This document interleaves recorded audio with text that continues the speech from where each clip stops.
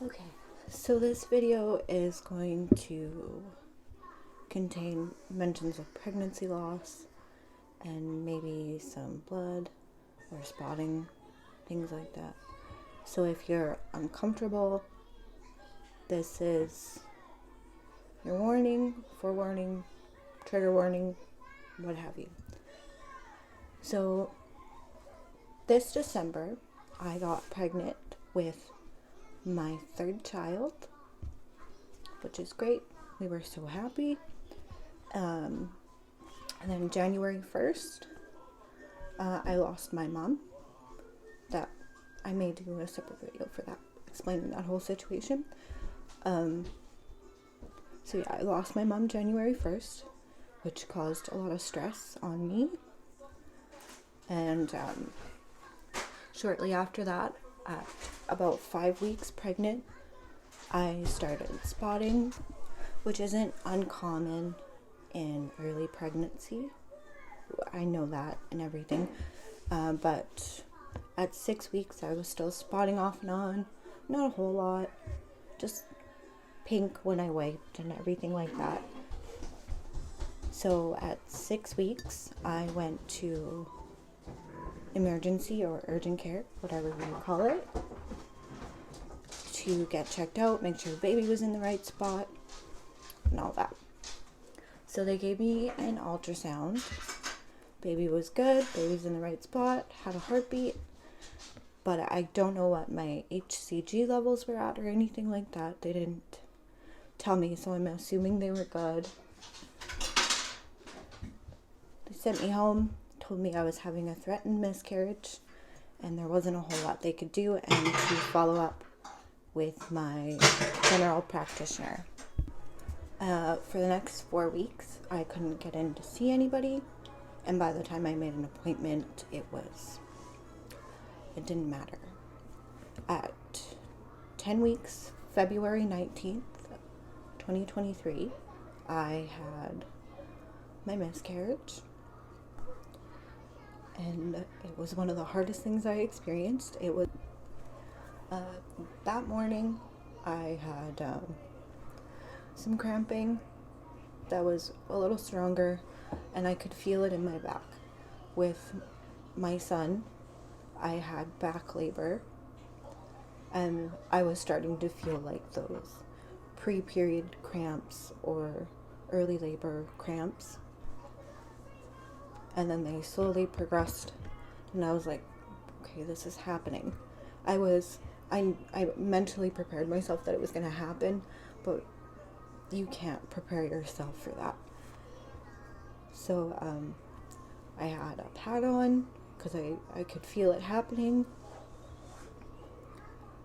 Like, it was to the point where I was standing and rocking like some people do when your labor is going from like the cramping period cramp feel to actual contractions.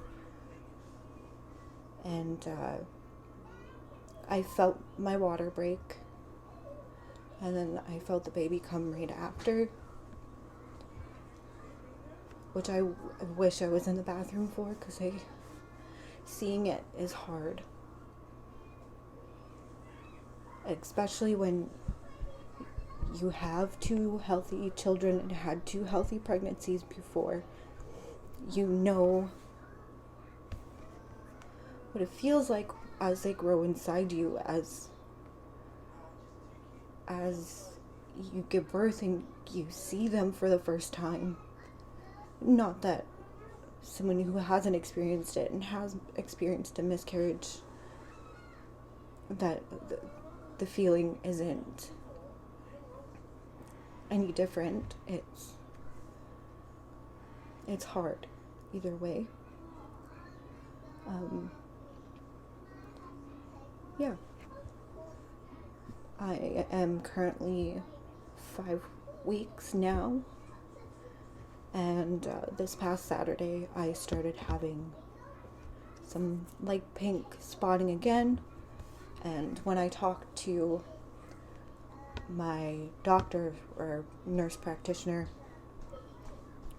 when I had my miscarriage, she told me that if I experience spotting at any point, even early on, to call and to get my BHCG levels checked, because she had a feeling it might be my progesterone levels. So I called my clinic yesterday, and they told me just to go to Emerge so I can get an ultrasound and they can do all the tests and we could have the results right there. So I went to Emerge, and they did an ultrasound and all that, but it's too early to see a baby or even see yolk. I don't really know how to explain that to somebody, what a yolk is or the pole. I just know it's a thing. Which, not seeing anything at 5 weeks, completely common. You usually don't see a whole lot until 6 weeks and on. So I wasn't super worried about that. They told me that my BHCG, which is a pregnancy hormone, was only at 35. Again, not super worried about that. I have a hard time building that in early pregnancy. With my daughter, I was still having faint positives at 6 weeks. And she had a normal pregnancy, normal birth with her. They told me that during the ultrasound, they did see something on my left ovary, which again can be completely normal in pregnancy. It might be a cyst, completely normal to get those in pregnancy, but it could also be an ectopic pregnancy. So I have to go back to emergency, A&E, whatever you call it, this Thursday, so they can redo my BHCG and possibly get another ultrasound done in a week or two, or that day, I don't know for sure, to if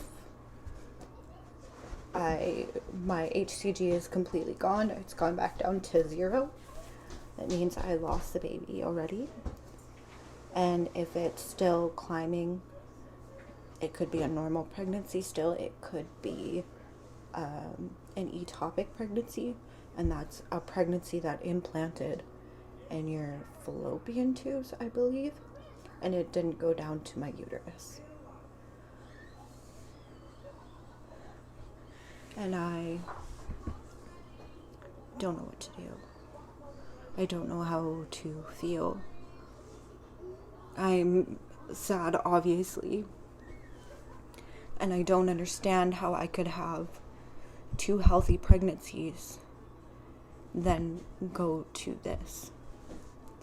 Like, I've had a couple what you would call chemical pregnancies. I've had like 5 or 6 of those, but those, a lot of people can have those and don't even know they've had them. I'm just a crazy person and like to test super early. And really, those are just classified as really early miscarriages. Some people don't even recognize that you're pregnant or even consider it a pregnancy at all.